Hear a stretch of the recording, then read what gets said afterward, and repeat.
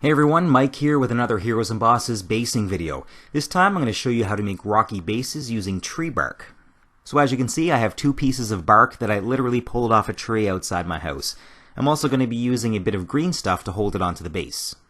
This is a new batch of green stuff and it's now with a gap. I used to hate when my green stuff would harden where the yellow and blue were touching inside the package, and they fixed it. Now, just a note, you do not need to use green stuff for this. You can also attach the bark with glue or earth texture, or sometimes I even use wood putty from a hardware store. Anything really, but the advantage of using green stuff is that I can shape it any way I want and angle the rocks if I want to. Also, glue and earth texture shrink a bit when they dry, and they might leave visible gaps underneath the bark if it's not completely flat. The best bark to use for this is something thick and tough that's not covered in sap, and you can of course just buy bags of bark chips in the garden centers of a lot of stores. When you're doing this, you're going to want to make sure your fingers are wet so the green stuff isn't sticking to you, and dip whatever sculpting tools you're using in the water as well. If you have any rocks, skulls, or anything else you want to add to your base, you can also just stick these right into the green stuff, or you can glue them on later.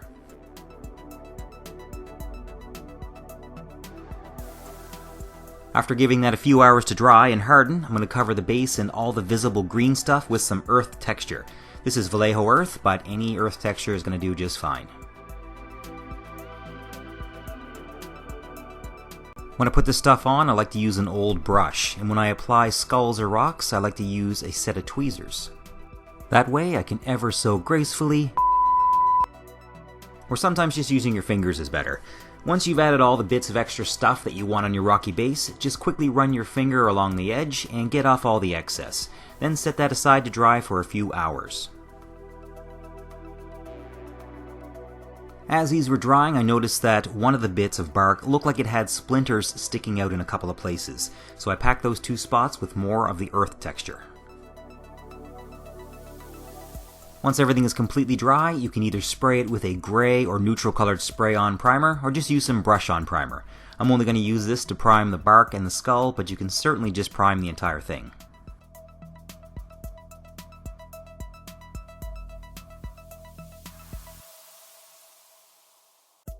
Next, I'm going to paint the rock. First, I'm mixing up a roughly 2-to-1 mix of Mechanicus Standard Gray and Stegadon Scale Green. This is going to make a nice slate color for the rock. The layers in the bark actually already resemble the layers you might see in slate or shale.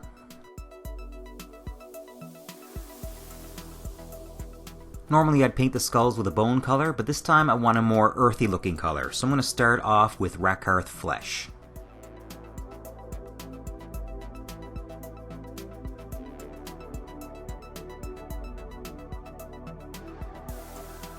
Once those are done, I'm switching to Nullil. I'm going to use this to completely cover both of the rocks.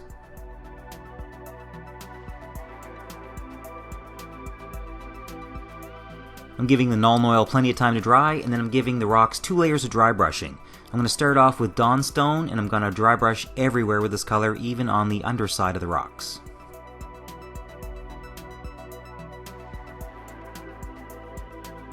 Once I'm done, I'm then switching to Celestra Gray, and I'm going lighter and being very selective with the dry brush. I'm only picking out the edges on the upper surfaces of the rocks.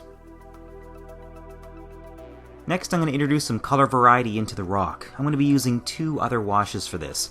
First, I'm using Seraphim Sepia and putting a few splashes here and there to add some yellowish brown color.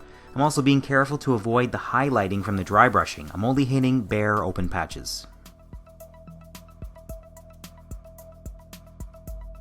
After that, I'm going to switch to the Athonian Camo shade and do the exact same thing. Next, I'm painting the dirt, and these are some of the colors I often use. Though, if you like the color of the earth texture you used, you could just put some wash on it and then dry brush it. I want mine to look a bit darker, so I'm first painting it with Dryad bark. While that's drying, I'm covering all the skulls with Agrax Earthshade. Then I'm going to use a damp brush to clear away the wash from the top of the skull and anywhere it's pooled too heavily.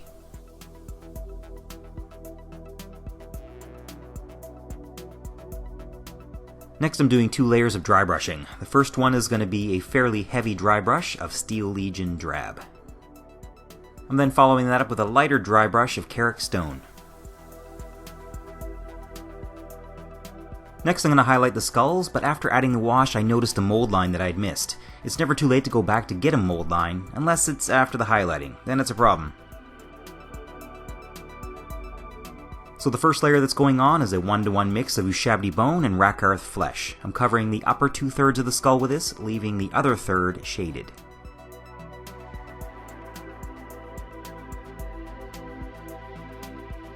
After that's on, I'm mixing in an equal amount of ivory, and then I'm outlining the cheekbones, the nasal cavity, and the teeth.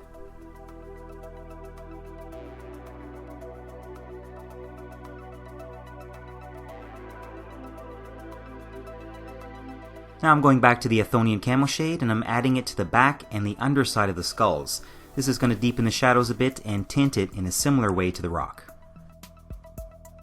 The base is nearly done now, so I'm going to paint the rim with some dark gray.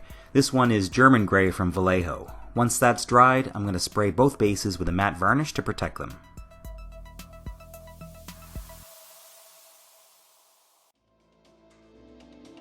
As a final step, I'm going to add some grass to the base, just a few small patches since I want this to have a feel of a dead area that's trying to recover. I've mixed some PVA glue with a bit of water, and I'm randomly dabbing the glue in different spots before adding some static grass.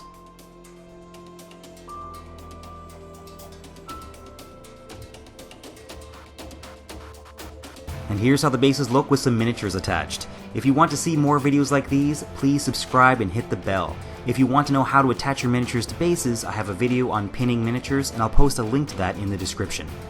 Thank you very much to all my patrons who support the creation of these videos, and a special thanks to Brian Jones for sponsoring the channel. If you want to be part of our painting community, come check out my Patreon site. I hope you enjoyed this video, and thank you very much for watching.